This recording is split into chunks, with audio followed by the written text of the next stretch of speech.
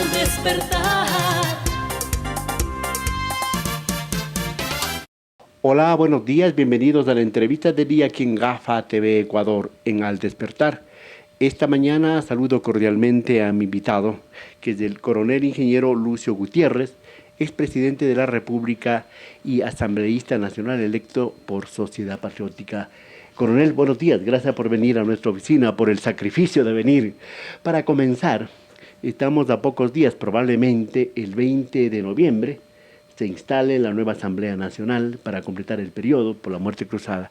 ¿Cuáles son, a su juicio y a juicio de su partido, de su movimiento, las urgencias que debe tener la Asamblea Nacional para coadyuvar a solucionar los ingentes problemas que vivimos los ecuatorianos? Ingeniero, buenos días, bienvenido.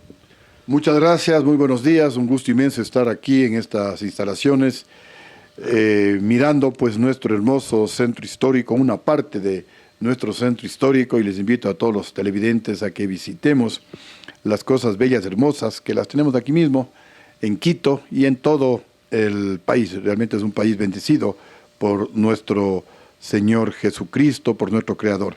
Y justamente por eso es que queremos ir a la Asamblea, para recuperar la paz, la tranquilidad del pueblo ecuatoriano. Y las urgencias que debe tener la Asamblea Nacional, primero es unirnos. Ojalá los 138 asambleístas, 137 legisladores, más el colegislador, que es el presidente de la República, 138. Porque necesitamos unirnos, formar un equipo para aprobar leyes urgentes. Por ejemplo, los ecuatorianos están en la dolorosa migración al exterior por la falta de empleo. Pues queremos aportar con propuestas, creando mediante ley el Centro Financiero Internacional, para que los bancos más grandes del mundo vengan al Ecuador, trayendo varios miles de millones de dólares para fortalecer la dolarización, y luego pues en una sana competencia con la banca ecuatoriana, bajar drásticamente las tasas de interés a niveles internacionales, ojalá menores al 3% de interés anual, para que todos los ecuatorianos, los emprendedores, los pequeños, los agricultores, campesinos, vendedores ambulantes, que hoy hacen un microcrédito y les cobran un 26, 28% de interés anual, hagan créditos, como ya lo mencioné, a menos del 3% de interés anual, y esto va a generar empleo, esto va a reactivar especialmente la microeconomía en nuestro país. Mire, pero esos inversionistas, esos banqueros, venir a un Ecuador que está considerado dentro de los primeros 10 países de violencia en el mundo, con una falta de institucionalidad, aparte de la inseguridad, ¿cree usted que el Ecuador es atractivo? Bueno, tenemos que darle la vuelta al Ecuador. Yo soy muy optimista. Miren, cuando yo me hice cargo del país, no se había pagado 2 meses sueldos y salarios al sector público. Era una situación explosiva. El precio del barril de petróleo estaba en $18, pero nos hicimos cargo del gobierno, nos pusimos a trabajar y la economía creció cerca del 9%, el crecimiento más alto de toda la historia del Ecuador. Y de lo que el país era el último en recibir inversión extranjera, lo ubicamos en el 3er lugar de América Latina, solamente por debajo de los gigantes de América, como son Brasil y México. Ahí venía el Ecuador. En el Ecuador se invertía más que en Chile, más que en Argentina, más que en Perú, más que en Colombia, que son economías mucho más grandes que la ecuatoriana. Eso nos permitió crecer, como ya lo mencioné, cerca del 9%, generar más de 250,000 empleos por año, bajar la deuda externa, el único gobierno en la historia del país que ha bajado la deuda externa, el de Lucio Gutiérrez, de cerca de 14,000. Ingeniero, le corto, pero eran otros momentos. Sí. Ahora hasta incluso vamos en las tinieblas, comenzaron los cortes de energía eléctrica. Sí. El país lamentablemente no se vuelve atractivo. ¿Qué podemos hacer? ¿Cómo generar gobernabilidad, llamémosle, verdad, desde la Asamblea Nacional, para que el joven presidente Noboa pueda enfrentar estos casos? ¿Cómo plantea usted con la idea de formar un bloque ético-político en la Asamblea Nacional? Mire, hago esta relación no solamente para demostrar mi optimismo, sino que las cosas sí pueden cambiar en el Ecuador. No es que ya no hay cambio, pueden cambiar en el Ecuador, pero depende de nosotros, depende de los líderes. Si los líderes nos ponemos de acuerdo, dejamos a un lado nuestros intereses personales, partidistas, nuestros intereses grupales y trabajamos en beneficio del Ecuador, las cosas pueden cambiar. Ahora, estas son las propuestas para generar empleo, pero obviamente tenemos que combatir la delincuencia y la corrupción en el Ecuador, si no nadie va a querer invertir en nuestro país. Entonces también vamos con reformas a la ley de uso legítimo de la fuerza para darle a los militares y policías toda la base legal, la inmunidad judicial, para que actúen con contundencia ante la delincuencia y luego no tengan retaliaciones ni políticas ni jurídicas. Pero como los militares y los policías no pueden estar cuidándonos a cada uno de los ecuatorianos, necesitaríamos 17 millones de la fuerza pública, entonces los ciudadanos necesitamos darnos nuestra autoseguridad, nuestra autodefensa, pero con ley. Entonces nosotros proponemos llamarle Ley de Uso Legítimo de la Fuerza y Defensa de la Ciudadanía, para que usted, ecuatoriano, yo, todos los ciudadanos, cuando seamos atacados por delincuentes, podamos defendernos, podamos defender nuestra vida, la vida de nuestra familia, podamos defender nuestro patrimonio y nadie nos meta a la cárcel y no haya prisión preventiva. De esta forma drástica vamos a ir eliminando la delincuencia en el país. Por un lado el PAN, el trabajo, el empleo, pero por otro lado el látigo. Y también proponemos sancionar a todos los políticos ladrones hasta que devuelvan el dinero robado con cadena perpetua. Devuelven la plata que se robaron y entonces se someten a la actual legislación penal. Y también cadena perpetua para los jueces y fiscales corruptos que a cambio de dinero dejan en libertad a delincuentes. Igualmente hasta que devuelvan la plata que recibieron y luego se someten a la actual legislación penal. Cadena perpetua también para los sicarios, para los violadores de niños, y todos los presos tendrán que trabajar. Se acabaron las vacaciones, tendrán que trabajar, tendrán que ocupar adecuadamente el tiempo que hoy están vagos, llamando por teléfono a sus compinches para que maten, para que hagan sicariato, para que vacunen a nuestros ecuatorianos. Y también tendrán que trabajar para pagar primero la limitación y luego para que se rehabiliten, para que cuando salgan en libertad lo hagan para trabajar y no para robar. Y la idea de ecuatorianos no es llenar las cárceles con gente condenada a cadena perpetua. Ojalá las cárceles estén vacías, ojalá nadie vaya a la cárcel. Y asimismo soy muy optimista. Y lo que queremos, sí, solo un minutito más y termino, es un cambio de actitud en la gente. Es que el político entienda que tiene el poder dado por el pueblo para servir al pueblo, no para robarle. Y si le roba la plata al pueblo, tendrá que devolver o se quedará eternamente en la cárcel. Igual el juez y fiscal debe entender que él está ahí para administrar justicia, no para extorsionar al pueblo, no para cobrar plata como hacen ahora los jueces y fiscales para decir sí, usted es inocente, cuando es inocente.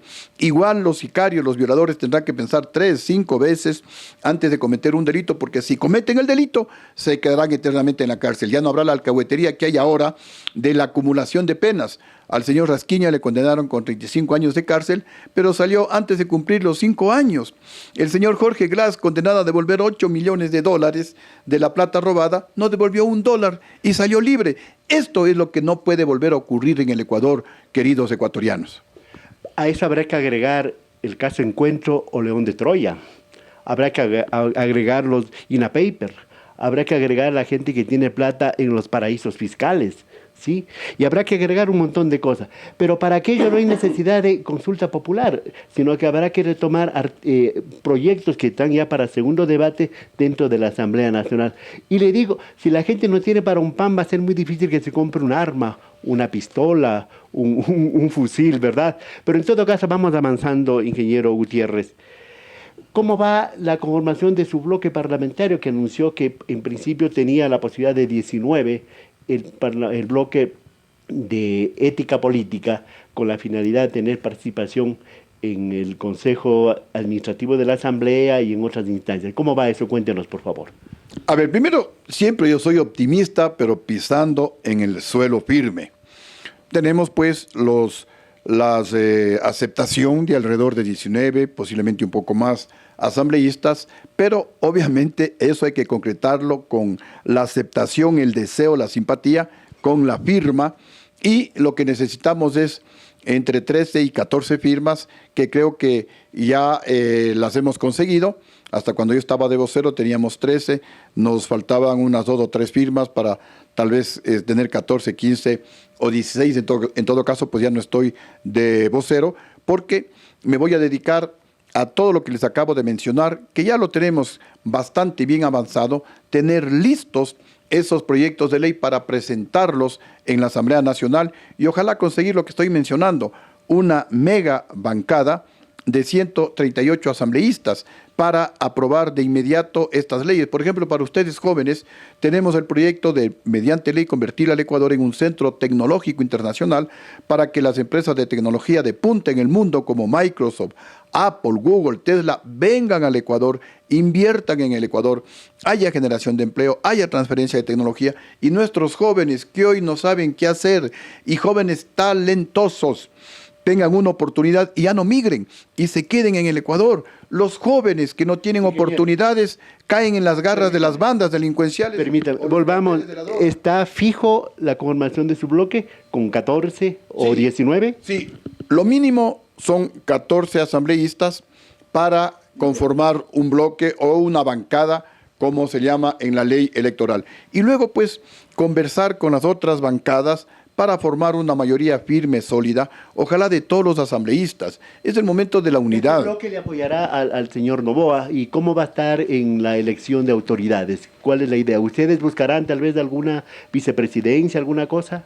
No hemos hablado de esos temas, lo digo a título personal, como buen soldado y como buen político, uno ni se presta, ni está de ofrecido, pero tampoco se niega. Porque uno puede servir al país desde cualquier trinchera. Y como hemos mencionado, el mejor apoyo que le vamos a dar al presidente Daniel Noboa es fiscalizando a su gobierno, es fiscalizando a todos los ministros y a las empresas públicas, fiscalizándoles para obligarles a trabajar, a que no sean vagos, a que no sean irresponsables. Miren qué importante que es la fiscalización. Es decir, la comisión de fiscalización podría hacerle ojitos a usted. Bueno, uno no necesita una comisión específica para cumplir con la función. Todos los asambleístas tenemos que legislar, es decir, leyes en beneficio del pueblo ecuatoriano y fiscalizar. No se necesita estar en la presidencia del Congreso o estar en la presidencia de la Comisión de Fiscalización. Como ciudadano, como asambleísta, podemos en cualquier función que nos den en cualquier comisión fiscalizar. Y miren, y subrayo... ¿Fiscalizar al actual gobierno que se va? Fiscalizar al actual gobierno, fiscalizar a los anteriores y fiscalizar al gobierno entrante. Qué importante que es la fiscalización. Si hubiera habido fiscalización, no estaríamos con estos apagones, porque le hubieran dicho al ministro de Energía, y mira, señor ministro, va a haber apagones, señor ministro, trabaje. En enero lo dijo la Senat. Sí, se le advirtió, pero no han trabajado, son irresponsables. Pero si los asambleístas le hubieran dicho al gobierno, en lugar de estar pidiendo troncha, en lugar de estar pidiendo gobernaciones, puestos en el ministerio, puestos en las embajadas, en los consulados, hubieran cumplido con su misión de fiscalizar, no estaríamos en estos apagones.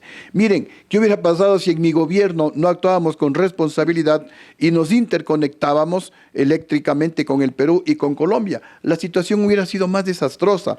Eso es lo que queremos evitar con la fiscalización al ministro de Energía y Minas, al ministro de Obras Públicas. Las carreteras del país están destruidas y a través de la fiscalización, desde ya lo anunciamos, el ministro nuevo de Obras Públicas tendrá que trabajar. Y por supuesto que hay que fiscalizar al actual gobierno saliente por qué ha sido irresponsable, por qué las carreteras, la troncal amazónica está destruida, las carreteras de Manabí, las de Loja, las de Chimborazo, las de Bolívar están destruidas y no han hecho nada. Con ese panorama que usted describe, que es la realidad que está viendo el país, ¿cómo deja el señor Lasso al Ecuador? ¿Cómo va a recibir el señor Noboa el Ecuador? Vemos que deja un país prácticamente sin orden, sin rumbo. Es como un bergantín a la deriva. Deja un país en el que las mafias políticas desde las cárceles ponen la agenda de seguridad y ni siquiera puede reaccionar adecuadamente este gobierno por más de estados de excepción que decrete en las narices del estado de excepción, en las narices de la fuerza pública. Siguen asesinando a políticos, a candidatos, siguen asesinando a gente inocente. Entonces tenemos que unirnos y justamente ahora sí cabe el término, pero literal, o nos unimos o nos hundimos ecuatorianos. Es el momento de virar la página, de olvidarnos de resentimientos. Miren, creo que el político más perseguido en el Ecuador ha sido Lucio Gutiérrez. 10 años me persiguió Rafael Correa, 10 años en todas sus sabatinas, Lucio corrupto, Lucio ladrón, Lucio cobarde. Y yo les digo, viremos la página, olvidémonos de esos insultos, reunámonos, conversemos, hagamos país. puede ser la última oportunidad que nos da el pueblo ecuatoriano a los políticos para resolver los problemas. Yo voy a la Asamblea a trabajar. Yo voy a la Asamblea a servir al pueblo ecuatoriano. Yo voy a la Asamblea a no defraudar al pueblo ecuatoriano. Coronel, vamos terminando rapidito. El señor Lasso va a ir por la tranquera, por la cochera va a salir, no va a salir por la puerta que suelen entrar los grandes hombres, los grandes estadistas, los grandes gobernantes. Vamos terminando y quiero hacer esta pregunta. ¿El general Patricio Carrillo puede o no posesionarse como asambleísta? Bueno, los 137 asambleístas tienen todas las posibilidades e igual derecho que cualquier... ¿Puede posesionarse él con un impedimento que tiene legal por la censura que tuvo en la Asamblea Nacional? En el caso específico de él, yo pienso que puede, porque más allá de cualquier leguleyada está la legitimidad. El pueblo lo eligió, el pueblo lo dijo, queremos que vaya de asambleísta, y desde mi punto de vista yo pienso que debe estar en la Asamblea Nacional respetándose la voluntad del pueblo ecuatoriano. Pero existe una censura por 105 votos que creo que le censuraron no destitución porque ella le renunció, pero y hay un oficio del Ministerio del Trabajo que dice que él no puede ejercer una función pública o un servicio público. Insisto, yo pienso que aquí es mucho más fuerte la legitimidad, la votación soberana del pueblo ecuatoriano que dijo queremos que usted vaya de asambleísta. Y desde mi punto de vista, él debe estar en la Asamblea Nacional. Muchísimas gracias al coronel Lucio Gutiérrez, expresidente de la República y actual asambleísta nacional electo, que se posesionarán probablemente el próximo 20 de noviembre. Le deseamos éxitos por el país y por todos los ecuatorianos que necesitan consensos, unidad y salir de estas tinieblas, no solamente de la luz, sino del entendimiento de gobernar a nuestro país. Señoras y señores, hasta la próxima. Siempre a la orden. Al despertar.